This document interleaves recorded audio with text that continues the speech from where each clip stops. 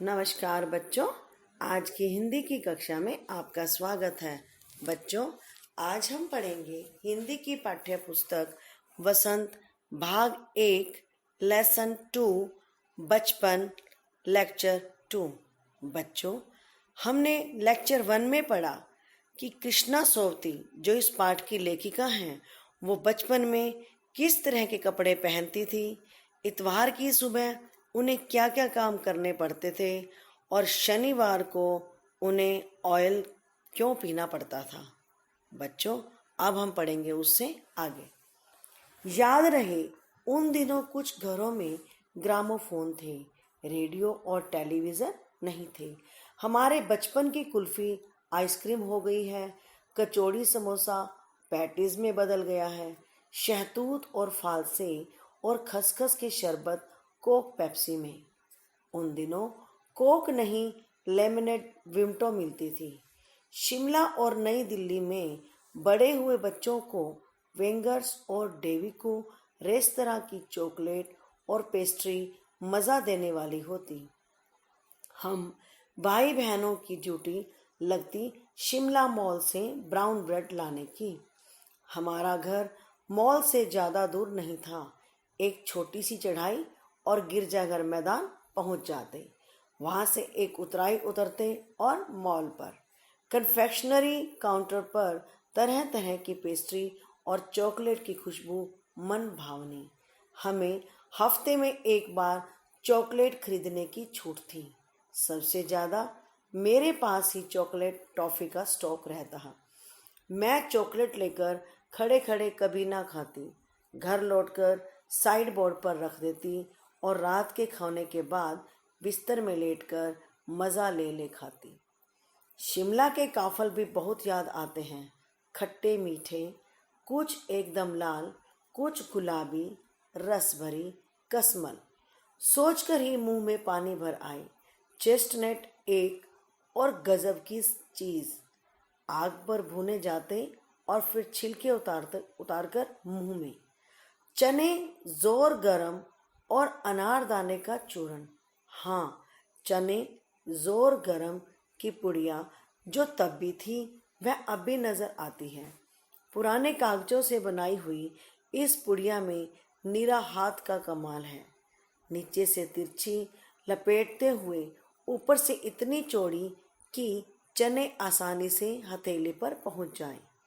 एक वक्त था जब फिल्म का गाना चना जोर गरम बाबू मैं लाया मज़ेदार चना जोर गरम उन दिनों स्कूल के हर बच्चे को आता था। कुछ बच्चे पुड़िया पर तेज मसाला बुरकवाते मतलब उस पर डलवाते थे। पूरा गिरजा मैदान घूमने तक यह पुड़िया चलती। एक एक चना पापड़ी मुंह में डालने और कदम उठाने में एक खास ही लय रफ्तार थी। छुटपन में हमने शिमला रिज पर बहुत मज़े किए हैं, घोड़ों की सवारी की है। शिमला के हर बच्चे को कभी न कभी यह मौका मिल ही जाता था। हम जाने क्यों घोड़ों को कुछ कमतर करके समझते, उन पर हंसते थे। ननिहाल के घोड़े खूब हष्टपुष्ट और खूबसूरत, उनकी बात फिर कभी। शाम को रंग बिरंगे गुब्बारे, सामने जाखू का पहाड़, ऊंचा चर्च की घंटियां बजती तो दूर दूर तक उनकी गूंज फैल जाती। लगता इसके संगीत से प्रभु यीशु स्वयं कुछ कह रहे हैं। सामने आकाश पर सूर्यास्त हो रहा है। गुलाबी सुनहरी धारियां नीले आसमान पर फैल रही हैं। दूर दूर फैले पहाड़ों के मुखड़े गहराने लगे और देखते देखते बत्तियां टिमटिमाने लगी। रिज पर की रौनक और माल की दुकानों की चमक के भी क्या कहने। स्कैंडल पॉइंट की भी भीड़ से उभरता कोलाहल। सर्वर स्कैंडल पॉइंट के ठीक सामने उन दिनों एक दुकान हुआ करती थी जिसके शोरूम में शिमला कालका ट्रेन का मॉडल बना हुआ था। इसकी पटरियां, उस पर खड़ी छोटे छोटे डिब्बों वाली ट्रेन, एक और लाल टीन की छत वाला स्टेशन और सामने सिग्नल देता खंबा। थोड़ी थोड़ी दूर पर बनी सुरंगें। पिछली सदी में तेज रफ्तार वाली गाड़ी वही थी। कभी कभी हवाई जहाज भी देखने को मिलते। दिल्ली में जब भी उनकी आवाज आती, बच्चे उन्हें देखने बाहर दौड़ते। दिखता एक भारी भरकम पक्षी उड़ा जा रहा है, पंख फैलाकर। यह देखो, और वह गायब। उसकी स्पीड ही इतनी तेज लगती। हाँ, गाड़ी के मॉडल वाली दुकान के साथ एक और ऐसी दुकान थी जो मुझे कभी नहीं भूलती। यह वह दुकान थी जहां मेरा पहला चश्मा बना था। वहां आंखों के डॉक्टर अंग्रेज थे। शुरू शुरू में चश्मा लगाना बड़ा अटपटा लगा। छोटे बड़े मेरे चेहरे की ओर देखते और कहते, आंखों में कुछ तकलीफ है? इस उम्र में ऐनक, दूध पिया करो।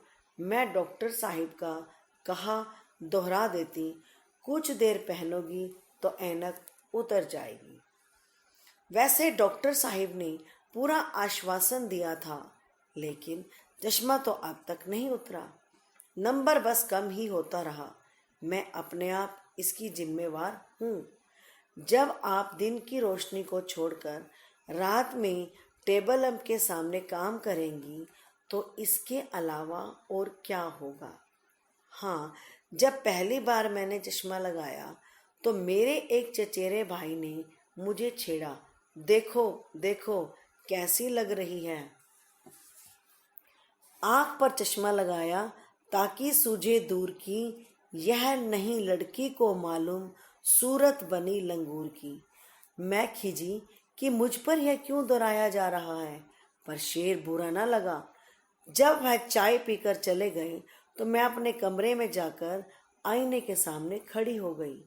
एक बार अपने को देखा, ऐनक उतारी, फिर पहनी, फिर उतारी। देखती रही।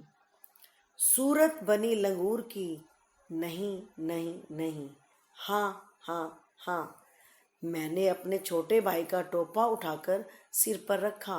कुछ अजीब लगा, अच्छा भी और मजाकिया भी। तब की बात थी, अब तो चेहरे के साथ घुल मिल गया है चश्मा। जब कभी उतरा हुआ होता है तो चेहरा खाली खाली लगने लगता है। याद आ गया है वह टोपा, काली फ्रेम का चश्मा और लंगूर की सूरत। हाँ, इन दिनों शिमला में मैं सिर पर टोपी लगाना पसंद करती हूँ। मैंने कई रंगों की जमा कर ली है, कहाँ दुपट्टा का ओढ़ना और कहाँ सहज सहल सुबीते वाली हिमाचली टोपियाँ। तो बच्चों, आज हमने पढ़ा कृष्णा सोबती द्वारा लिखित बचपन। इस पाठ को ध्यान से पढ़िए। आपके पास मैं इस पाठ की PDF फाइल और इसके प्रश्न भेज रही हूँ। आप इस पाठ को पढ़कर उन प्रश्नों के उत्तर ढूंढने की कोशिश कीजिए। धन्यवाद।